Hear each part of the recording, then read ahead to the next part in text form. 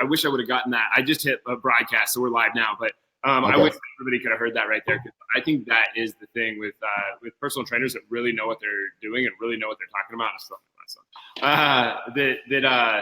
That really know what they're talking about and putting a good message out there, like you.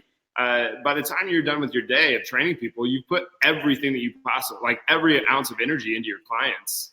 And it's Not only that, but even outside of the clients, like I'm researching their problems. I'm trying to learn things. I mean, between educating myself and programming them, the last thing I have time for is coming up with 3 Instagram posts for the day. I don't know how these guys do it. It's got to be a full-time job.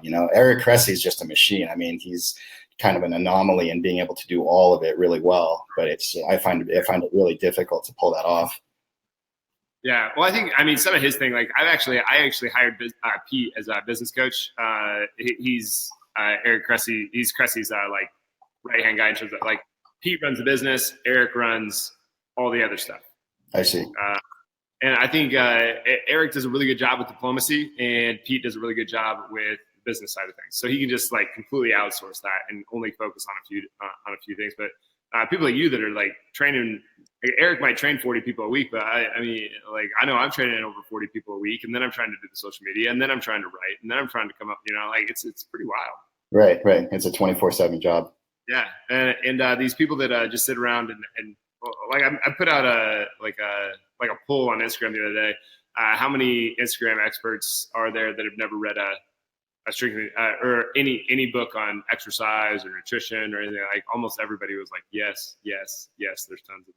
Yeah, totally. I even know, behind the scenes, people that have massive Instagram followings. They have these major businesses, and they're kind of contacting people behind the scenes and like literally admitting things like, I don't even know what I'm doing. I want to learn the science of it because now I have all these people following me and I have no idea what the fuck I'm doing. So, I've seen it from that end too. And it takes so much time to build that kind of following that it just makes sense that you wouldn't have time for the other stuff. Right. Yeah. And I think you nailed it on the head too. Like you're not just spending that time with your clients and putting every ounce of energy that you have in your clients. You're also researching all of their problems. You're also trying to further your knowledge and just for your knowledge. And then you have your own training to do. So there's definitely a lot going on there, but just like I totally hijacked how this usually goes. So usually I give you an intro but guys, this is Andrew Serrano and super strong dude. Can you kind of introduce yourself a little bit to the Grit Gym tribe? Yeah. So basically my fitness journey started in high school. I was 95 pounds in high school. I wrestled 103s and didn't even have to cut weight, sort of thing. So I was always a real small guy. So that's how I got into weightlifting, was I wanted to get big. So I joined up at a Gold's Gym when I was about 15 years old here in Redondo Beach. And I was really lucky because I didn't know it at the time, but a lot of the guys that took me under their wing initially, I had basically like a bodybuilding coach and a powerlifting coach, and they were really connected. And I was lifting alongside people like Chad Akes and Chris Bell when I was 15. And, they weren't who they are now yet. And I had no idea what the hell was going on. I was just this kid kind of along for the ride, but I was, looking back, and now that I've learned what I know, I had a lot of really good experiences very early on. So I went to school. I entered as a film major. I was always a really artsy kid, and realized I didn't want to do film.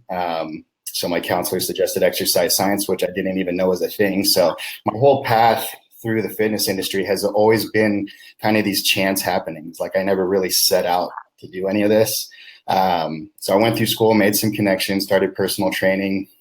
After I moved around from facility to facility, I worked in, a PT clinic thinking I'd go to PT school. I worked at an athletic training place, big box gyms. And then 2013, Brett Contreras was one of the guys I followed a lot early on. He put out a blog post saying he was looking for an assistant. I was like, oh, this is perfect for me. Like I look up to this guy and I want to get involved. So I sent him a YouTube video, which was the application. And like 9 days later, I was in a U-Haul on my way to Arizona, moved in with a kid named Joey Persia, who's also in the fitness industry still now. Never met the guy. We lived together and we helped Brett do research. We helped him write his 2x4 book. And that opened a bunch of doors as far as meeting people. Then I moved back to LA in 2015, and I've just been kind of building my personal training business ever since. And most recently, I'm hooked up with Brian Carroll and his Power Rack Strength team, doing some articles and keeping training logs and kind of promoting their books and stuff. So that's where I'm at now. Dude, that's pretty cool. When you said that, I wanted to, like, I had tons of questions that came out of my mind, but like, what's that like working with? That dude is, one of the most successful dudes in the sport. You talking about Brett? No, Brian. Oh, Brian. Yeah, no, he was awesome. I mean, I took it as a big compliment. He wanted to do anything with me. So I'm friends with Craig Liebenson, if you're familiar with him. He's a chiropractor out of LA and is pretty well known in the industry. So I went to a seminar he was putting on with Brian. I always knew who he was, but didn't really know too much about him. And, I showed up to the seminar, and a lot of the points he was covering is what they cover in Gift of Injury, as far as, spinal health and, programming for longevity and, kind of seeing the long-term picture. And everything he said just kind of spoke to me. So I bought his books and I kind of got into it. Then I went to a second seminar with him at Exos in Arizona a few months later. We kind of hit it off there. And then, he asked me if I wanted to join the team and kind of write with them. So that's how that happened. No, that's pretty cool. I mean, I don't think he hit 900 on a deadlift, or maybe he did. I don't remember, but I don't know the numbers off the top of my head. I know he has totaled, I want to say 2,900, somewhere around there. And I know he hit some of his biggest totals after his rehab process of essentially breaking his back while squatting, which I thought was just crazy to hear. Yeah, that's wild. I mean, like in the book, he even says, like, everybody told him that he'd never, including Stuart McGill, so he probably shouldn't powerlift. He probably shouldn't. I mean, you hear that so much. You always hear, I mean, everybody knows somebody that's seen a doctor and they say, you'll never do whatever again. But it's different when it's coming from Stuart McGill. That's like a different level. When you hear it from a level of knowledge, but it's also a different level on the athlete's part. So I get, I feel like real rehab, what I call real rehab, is just starting to come to light as of recently, as far as what I've seen. And if you read the book, you'll see that Brian really approached his rehab with the same mindset and intensity that he would a competition. And I think that's where people tend to go wrong. They think rehab is kind of this fluff extra thing, and they're just kind of waiting for the injury to go away until they can train again. But really, that is just where you're at in your training, and you have to attack it with the same focus and intensity if you really want to get true results. And I've seen it multiple times where people are told they can't do something again, and if they really put the work in, they often are better after the fact. Yeah, I mean, and a lot of that comes down to, you can correct me, like if you think I'm wrong, but like if we can get someone to put so much focus into moving a joint that far, mm-hmm. that they're sweating their ass off, and that's the amount of intensity and that's the amount of focus that they're putting into it. That's the kind of focus that Brian had to put it, or that physical therapy should be. 100%. Yeah, 100%. You see too many of these. There was a PT clinic at one of the big box gyms I worked at. And I mean, I saw all kinds of stuff. There was a disaster, but exactly anything for the shoulder was this. But not only was it just that for every shoulder problem, they'd take the client out to a cable machine. They'd show them 3 reps, say do this, and then they'd walk away. And this guy's all over the place. And you're like, that's not doing shit for anybody. Right. Yeah. They're like going like this with their shoulder or something funky. One, it's probably not even the right exercise. And then 2, if you're, performing it all fucked up, it's not going to make you better. And I mean, how many people do you know that, I mean, half the clients I get, they come to me and they've been to so many surgeons and PTs and stuff, and they still don't have their problems fixed. So, I mean, like, there's something definitely wrong there in my eyes. Yeah, I think physical therapy, surgeons even more so. Surgeons take this look like this scope. Like if you're looking at the shoulder, they only see like portions of where the humerus goes into the glenoid fossa, let's say, it's what's in their toolbox. If you go to a surgeon, he knows surgery. He doesn't know movement. That's not within his forte. It's not that those people aren't intelligent or capable of. I was listening to a podcast with Chris Kresser. I don't know if you're familiar with him, but he's big into nutrition, and he was basically talking about diet problems. And you see your general doctor for 10 minutes once a year, like there's no way you're going to create real lifestyle change that's actually going to help you. So this is really, the responsibility really is on health and fitness professionals to kind of push this message out. Not to mention that a doctor really doesn't have much education in nutrition anyway. No, yeah, like I said, their specialty is their specialty. I have several doctor clients, and they're great at what they do, but they don't do health, strength, and diet. That's just not their forte. So people go to doctors. It's almost like they don't understand who to go to. Sometimes they get sick, and any type of sickness, whether it's a pain somewhere, or their stomach has issues, or whatever, they go to this one doctor and expect them to kind of cover all their bases for them. I think that's why you see so many people, especially with chronic lifestyle type problems, they don't get resolved in a normal doctor's office most of the time. Yeah, I think that, even if you go to something fairly drastic, like gastric bypass, like almost everybody gets weight back. Yeah. And and then they go back. Right. Because that's the solution that they have to give. And not only that, but I mean, some of it sounds probably like I'm bashing doctors, and I don't mean to. A lot of it's on the client themselves too. Just like I said, Brian's rehab process was done with the same focus and intensity as he would an actual competition.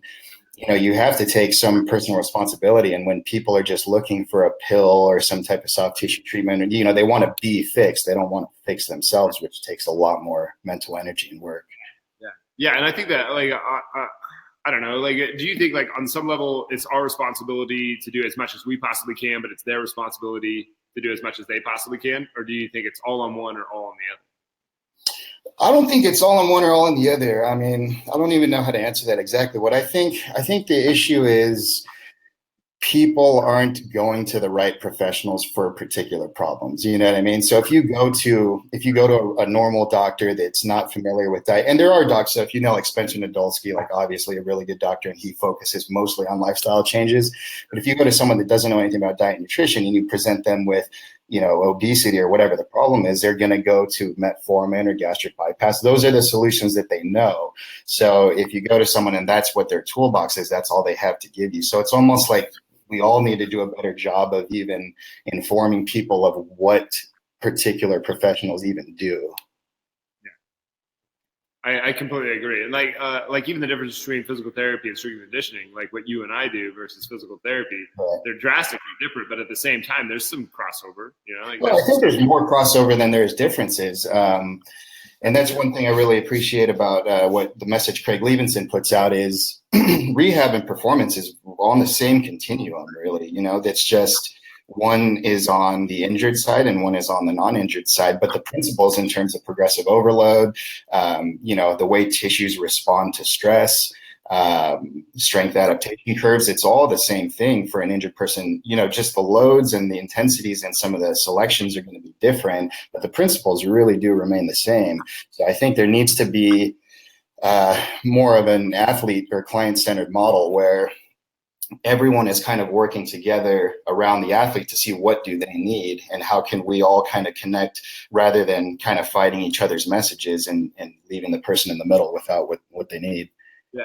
How do you communicate that? Because I'm going to take a wild guess that somebody that comes into you with a shoulder injury and they say, I want to get stronger, that you're not going to turn them away, but you're going to change the programming a little bit. How do you communicate that to them? Yeah, 100%. Some of it is just feeling out the client myself, but I'll basically ask them, explain to them what the options are and what they want to do. Some people come in with that shoulder injury and they really don't want to work on it. They just want to lift. So there's obviously ways you can work around that, but it lowers your ceiling dramatically. So I just tell that to them. I'm like, all right, you don't want to do this stuff you need to do to really get better. We can make that happen, but your potential is now here rather than being much higher. And I'll kind of leave that up to them. It just depends. It's individual. The hardest thing with kind of corrective exercise that I find is people aren't there for rehab. They want to get strong. So when if you can kind of sprinkle those in somehow and they're like, oh my God, I did this and now my shoulder feels a little better, and kind of create that buy-in over time. Sometimes if I get a referral and they know what I'm about, I can just do my thing right off the bat. But if it's someone I've never met, they don't know me before, I try to kind of create buy-in over time and then, show them and let them see it themselves rather than me telling them what to do and be like, okay, I understand now. I'm down to work on this issue. That's a good approach. I think that's something that we kind of err on. We just it's our way. Yeah, totally.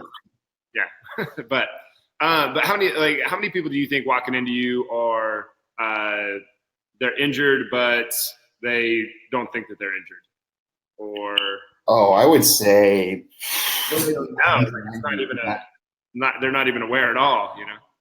Yeah, I would say the majority of them. I would say 9 out of 10. I would say people, I always talk to this with clients is most people have some kind of ache or pain or tightness. And I was the same way before I really figured out like how you're supposed to feel. And I feel like everybody's kind of got something and they just accept it as normal. One of the things it just is like nails on a chalkboard to me is when people just feel something and they just go, "Oh, I'm just getting old." And it's like, no, you just move like shit. You know what I mean? Because it's not just age, it's poor movement. And a lot of people think that these things that are happening to them are just this product of their age number going up. And really you can trace it back to something that they've done or are doing that's aggravating it.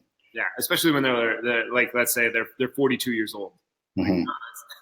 At 42, dude, you should be functioning at 100%. And it's crazy because I work with a pretty wide range of people, and some of my best moving clients are in their mid 60s. Yeah, agreed. Yeah. Us too. Yeah. Because they don't have the ego. They're there to learn. They're willing to start from the bottom and build a base. You know what I mean? Where you get some of these younger guys, 30, 40s, 20s even, and they just don't want to listen. They just want to go balls to the wall and kind of dismiss all the the base work that they need to do. That's what we have clients, we either get them on one or two ends of the spectrum. Like most of them are kind of in between, but like the ones that we have trouble with are the ones that like you really have to light a fire under the butt, or you have to put the reins on them hard. Right. And the ones that you have to put the reins on hard, where you're like, listen, like you don't want to max out every day because we won't ever progress, and you just get hurt. And like, but you said I just got to go hard. I got to just work hard. And I'm like, well, I think that's your message, maybe not. Like, totally. And I've had to learn that lesson myself many times, and I still learn it myself. Like anyone that's into lifting is going to have a little bit of an ego, right? So it gets hard to lighten things up sometimes, and I find myself straight. That's why I still use coaches myself, even though I can write a good program for someone else. You're just never your own best judge. So I constantly learn that, and when you first pull the reins back and you actually get better, you're like, holy shit, there's actually something to this. I don't have to feel like I'm crushing myself every day in the gym.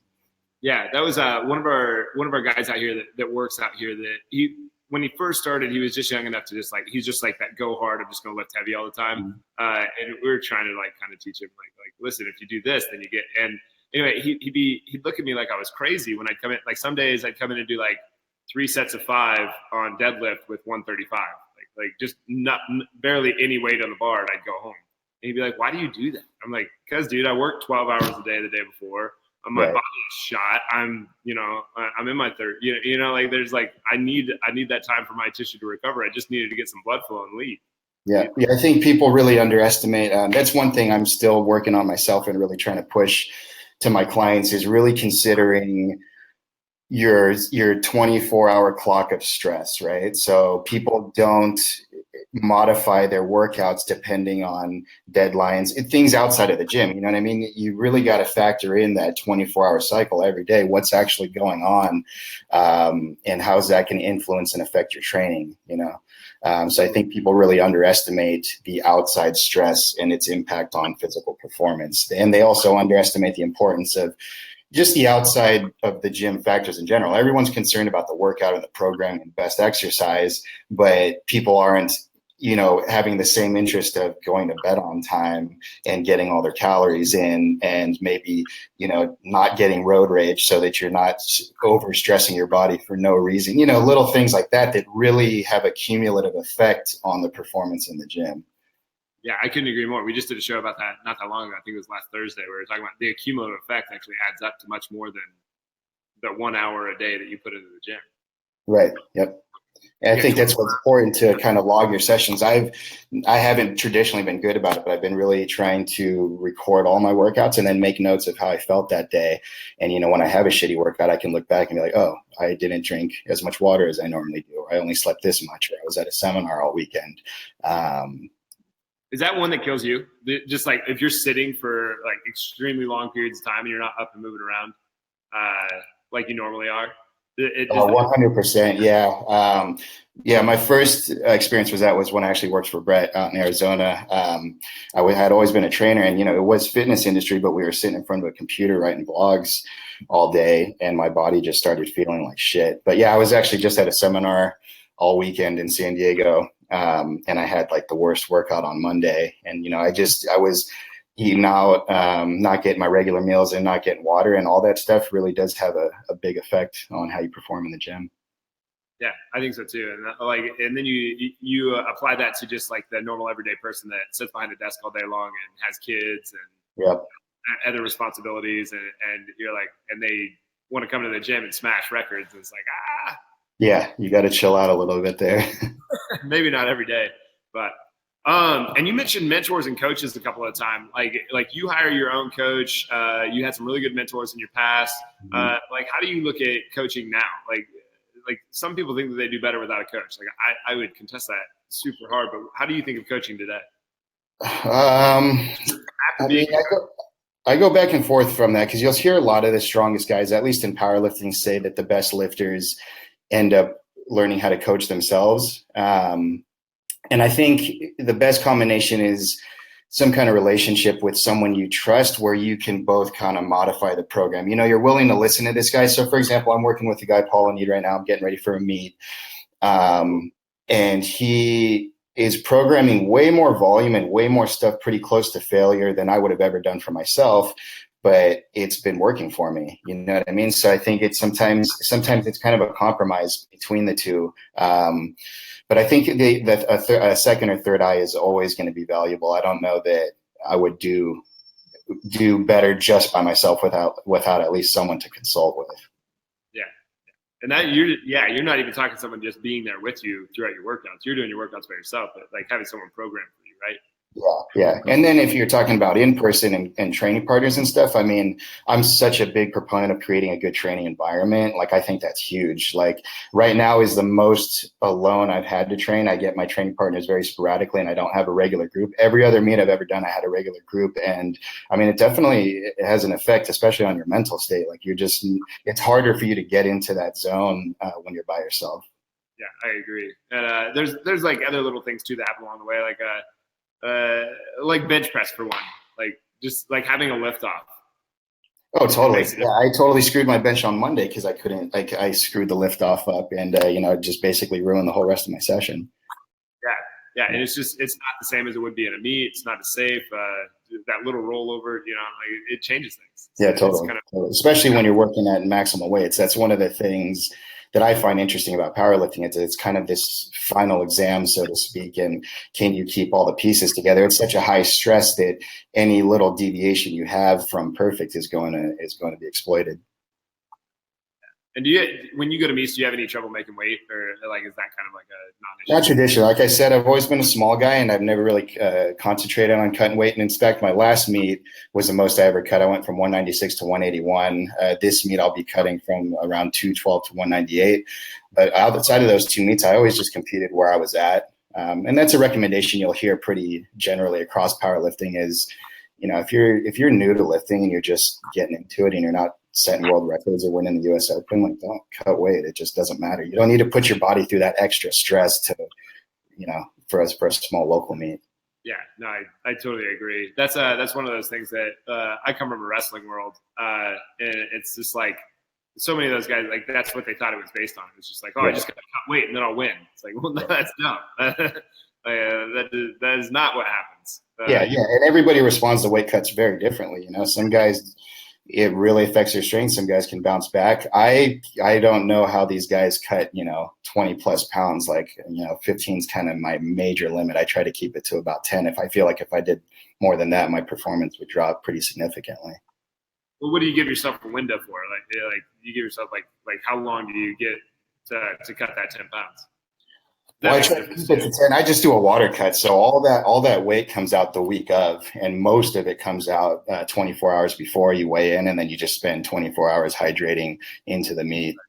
Yeah. Because if you try to cut too far out and really like lose body fat through your training cycle, your strength just isn't going to be there for the training sessions. So I try to stay heavy. I keep everything normal. And then the week of, I just water cut. And that's why I don't want to get too far out of the range of about 10 or 12 pounds. Yeah. That's one of those things that just is always mind blowing to me. Just that you can put on 15 pounds of fat. Like you put on zero muscle, you put on 15 pounds of fat, and your numbers go up. Definitely. Yep. It's such an odd, it's just an odd idea. It's like, what the hell? The body's so weird. You there? Oh shit, I might have froze up. Or maybe I froze up. No. Those of you guys watching, can you put a comment in the comment section and let me know if you can? Shit. Let's close out of some stuff. I'm gonna hop off of Instagram and live. Share. Uh-oh. Hey, you there? Crap. You there? Can you hear me? Yeah, I lost you there for a second. All right, good. Well, not good that you lost me. But yeah, no, I might have froze. You might have froze. I don't know. But what were you saying right there? Where were we? I think we were talking about cutting weight. I lost my train of thought. I think we were just talking about not getting too high. If you put on a little bit of weight, it always helps your numbers. Yeah, absolutely. I think anyone that's lifted regularly has experienced that, especially in upper body strength. I mean, sometimes just putting some weight on gets the bar up. Yeah. I remember, I was having trouble. I don't remember what the number actually was, but I was really having trouble on basically all my lifts. I was just like plateaued out. I was like, all right, well, I'm just gonna try to put down massive amount of food for the next 2 weeks. Anyway, I went up like a considerable amount of weight. I went up like 5-10 pounds, and all of a sudden, I just like I blew it. I went like 40 pounds up in the depth. It was just really totally. It was odd, but it's kind of crazy. But no, those are all the questions. Do you have any big things that you want to get that you want your big message that you want to see more of in from the fitness industry that you want to see more people partake in? Yeah, I guess I don't know. I guess my biggest gripe with the fitness industry would be just like this whole social media craze, right? Like it's something that's great and we all need, but it seems like so many people are just putting way too much focus into it and not actually perfecting their craft. You know what I mean? So if you're I'll see trainers at gyms explaining just really complex subjects to their clients, and then their clients in the middle of performing a really shitty looking lunge. It's like, just stick to the basics and get good at those. I was having this conversation with one of my coworkers today. It's like everybody's so concerned with these details that count for maybe 5-10% of your results. So I was listening to a podcast and they're talking about it's different phytoestrogens that result in meat from cooking on the stove to the oven to the microwave. And I'm like, dude, just people aren't eating enough protein yet. So let's just get that under control. And I'm talking about people working with their clients is like, all that stuff's interesting and cool. And I love listening to it, but how are your clients actually doing in the gym and what results are you actually getting them with the basics? If you don't have the basics, don't move on to this other advanced stuff yet. And you see that in programming all the time and I think it's driven by the social media. People want to be different. They want to be unique and be set apart. So they skip the basic message and they go to all this fancy stuff. It really is a small piece of the puzzle at the end of the day. Yeah. I always have our new guys. I always have them write a program, and their first program will always be bottoms up, 2 kettlebell bench press, and matched with one arm eccentric chin up. It's like, dude. It's like, how's your regular push up and bench press first, right? People get way too fancy with things. And I think it's just kind of misguided because a lot of it's done in an attempt to stand out rather than to actually just achieve exceptional results. Yeah, and achieving exceptional results might be a little bit more difficult, but it's more fulfilling, and it's the thing you actually were going for in the first place. Absolutely. And I think exceptional results are mostly achieved by executing the basics very well. I think, this very small percentage of stuff done well is going to account for most of your results. And once you have all those things in place, then we can worry about whether chicken is better in the microwave or the stove. I love that one. That's probably one of the more funny ones that I've heard in a while. Like cooking it in the microwave versus cooking it on the stove versus. Yeah. I mean, that's just like I said, that stuff's interesting to me, but I heard that and I was just like, that's such a like far out recommendation for me to make to any of my clients and expect any practical results from. Yeah. I listened to a podcast the other day that was basically all about sleep, and it was really cool and all, but at the same time, it was like go to bed at 10. Yeah, just get sleep first, right? Yeah, go to bed at 10 and wake up at 6. There, problem solved. Done. Yeah. I would also say, are you familiar with Dr. Andy Galpin? No, I don't think so. Okay, so he's got a book called Unplugged, and he basically talks about this kind of trend of going to relying on technology in terms of Fitbits and heart rate variability and that sort of thing. And he's not trying to bash that so much as he's just trying to get people to understand that's not the end all be all. And I think people are starting to kind of try to rely on these things before they've actually ever assessed how they actually feel on their own. You know, I think it's valuable to maybe work for a period of time and achieve some results without that before you start necessarily looking at your watch and asking it whether you should work out that day or not. You know what I mean? It's like we're creating this more of a disconnect from our bodies than actually getting to know ourselves by using all this technology. Yeah, I couldn't agree more. Like we were looking at like do we put heart rate monitors on everybody through every single workout? Do we do do we do heart rate variability on every person? We did heart rate variability on every person in the gym for a year. And by the end of it, we had so much data that that was all over the place. I mean, it took a year to get to a point where we had any idea of where someone should be or like of how to even read it. Right. It was just too much. It was just like I'm not going to take a whole year before we figure out whether someone should work out that day or not. Yeah, and I think it goes back to like the classic fitness dilemma, fitness and nutrition really, of people having the mentality of all their problems being attributed to one thing. They're all looking for this one silver bullet, whether it be eating a certain food, not eating a certain food, wearing this heart rate zone monitor and guiding all their cardio by that. They think that one of these things is somehow going to make them achieve much more results when it's really not. They got to focus on the cumulative effect of everything. And then which things can we focus on that are going to get the biggest return? So letting your watch guide whether you work out or not is probably not going to have nearly the effect of just getting another hour or two of sleep. Yeah, I completely agree. Yeah. Like people are surprised when they meet me. I just wear like an old like Nike watch. Like Nike doesn't even make watches anymore. I just like how the band feels. Yeah.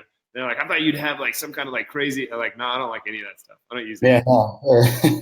And if you see that a lot with equipment, I mean, if you look at if you look through powerlifting on Instagram, for example, it's always the newest guys that have the lowest totals that wear the most expensive shit. You know what I mean?